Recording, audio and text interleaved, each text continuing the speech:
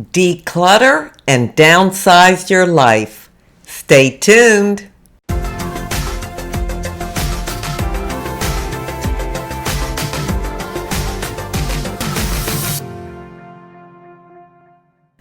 Hi, and welcome to my channel. Thank you so much for being here, and a special welcome to all my new subscribers. Well, in today's video, I want to talk about decluttering in order to downsize our lives. Now, I did a video maybe a week and a half ago on how to have a simple and soft life. And I had maybe 9 different points on how we can do that. And one of them was decluttering.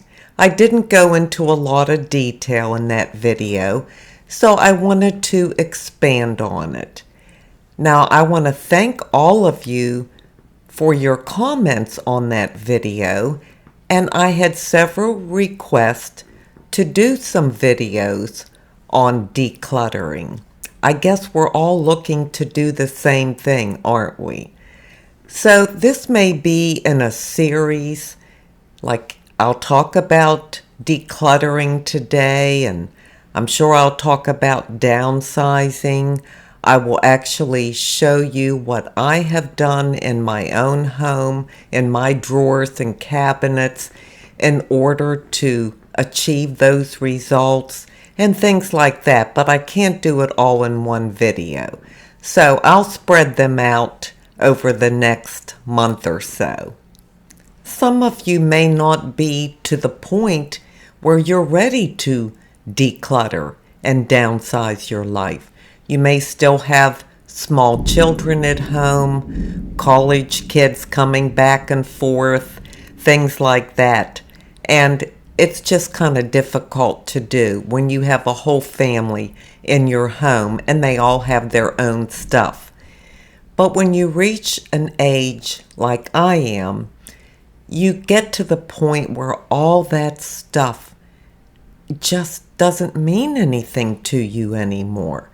In fact, you find that it holds you back from living the life that you want to live. Now, there was a time in my life where I had a lot more stuff.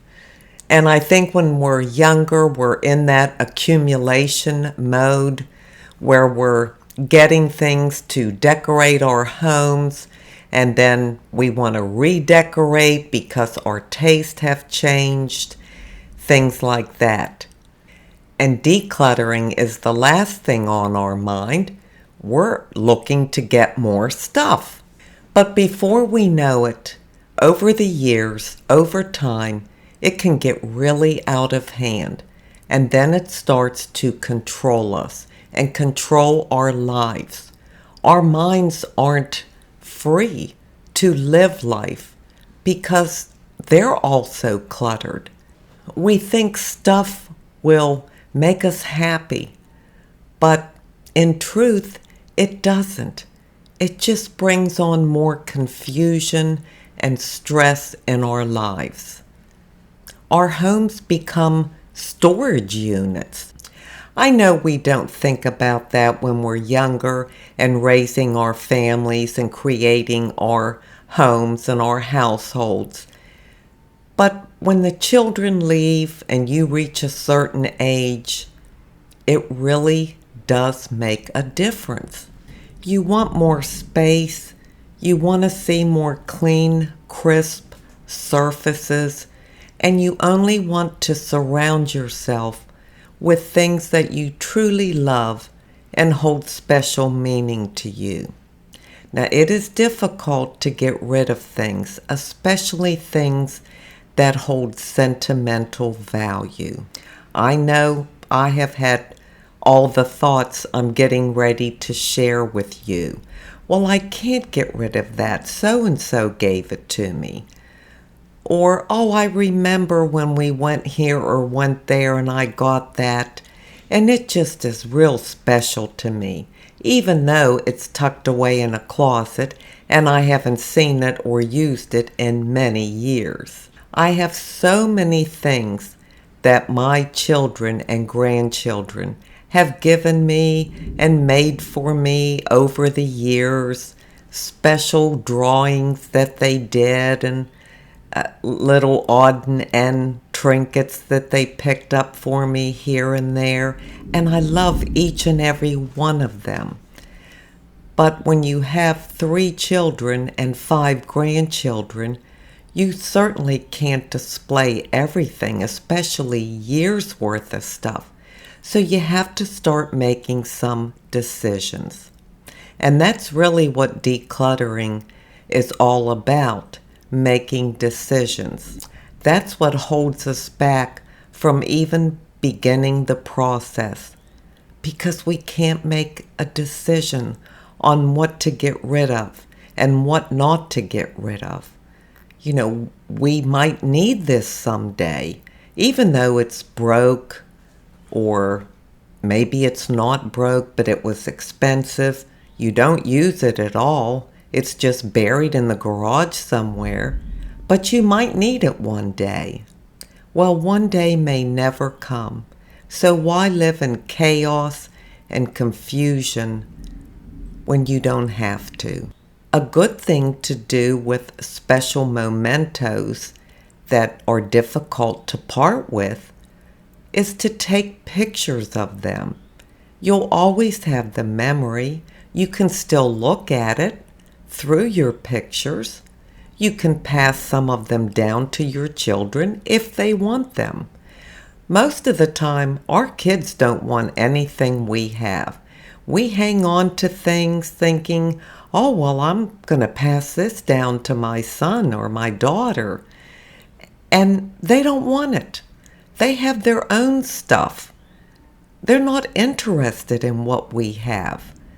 And then here we are, we've lived with this, saving it so that we can pass it down to them.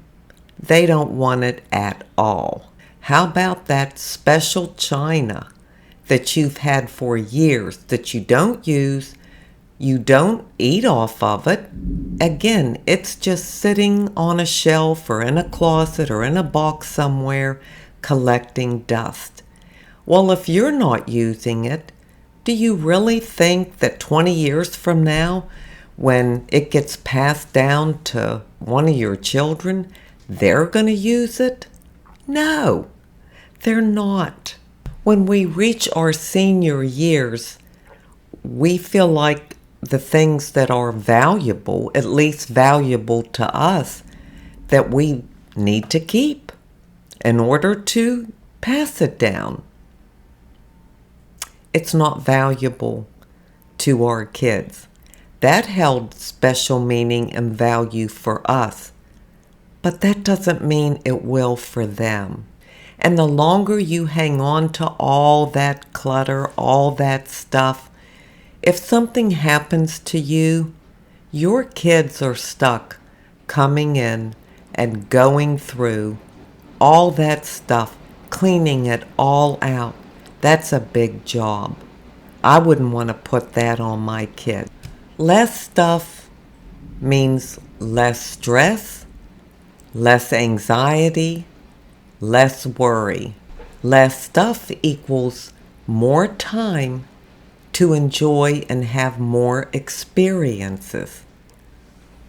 Our stuff can hold us back from living the life that we want. Now, I am not saying that I have nothing or I live with very minimal stuff, but I have enough. There was a time in my life when I did have stuff. My garage was packed with stuff, my attic, my home. I had so many knickknacks and decorations on every surface I could put them on. I'm not saying that I only have one knickknack on a tabletop, but I might have 3 instead of 12.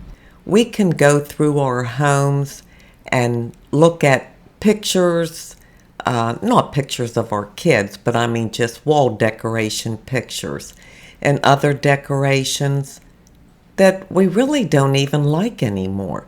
But because we have them, we put them out. They're just sitting there, and we have to dust them. And so they become a pain. They're not a joy. It's not something that we really appreciate and love. It's just the stuff we have accumulated. So I have 3 questions for you. Number 1, do you want to declutter? Number 2, have you started that process? And number 3, what is just one thing you could do today to start that process so that you can start living the life that you want? It's all a matter of choice. And for me, I choose to live with less so that I can live more. Now, I have a ways to go myself. I'm working on a big project of pictures. Imagine 71 years I've lived. Imagine all the pictures I have over all those years, and all the pictures of my kids and my grandkids from the time they were babies. I have thousands of pictures. I can't put them in my house. I'd need a mansion, and it probably still wouldn't hold them all. But it's hard to just discard them. So I'm in the process of going through the pictures, scanning them, and Dave is putting them on, I don't know, the hard drive or whatever you call that technical stuff, so that I won't have the physical picture, but I will have it on my computer to look at anytime I want. I also still have an issue with my closet. I love clothes. Now, over the summer, I know I've had a couple videos where I showed where I cleaned out bags of clothes from my closet.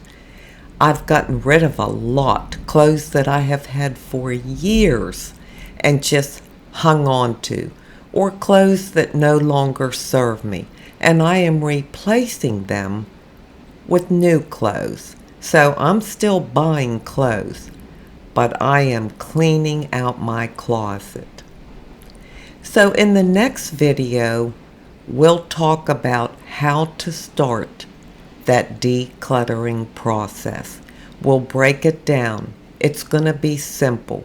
It does not have to be overwhelming. It does not have to be this huge, insurmountable task that we don't even want to face or begin. We're going to make it fun. We're going to make it easy. We're going to make it simple. And we're going to get there. Well, that's all I have for you in today's video, but stay tuned for future videos on decluttering and downsizing. And now I'm going to leave you with an inside beauty tip.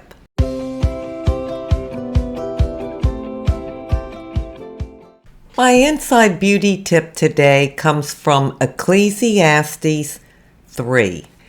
There is a time for everything, and a season for every activity under the heavens. Of course, there is much more said in Ecclesiastes 3, but I want to focus on Ecclesiastes 3:6. A time to search and a time to give up, a time to keep and a time to throw away. Well, that is the season that I am in my life. I had my season of a time to keep, and it lasted many, many years. But now it's time to throw away. And I'm not meaning to literally throw everything away. Don't do that. If it's broken, something's wrong with it, of course, throw it away. No point storing it in your home. But you can give away, you can donate.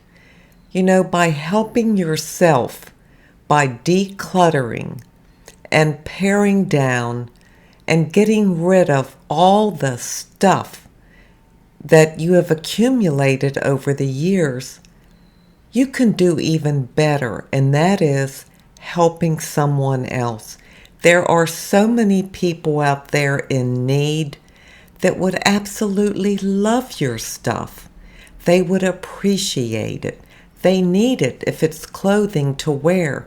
It may be an extra set of dishes that you don't need, because you don't need 3 sets of dishes if there's only 2 people living in your household.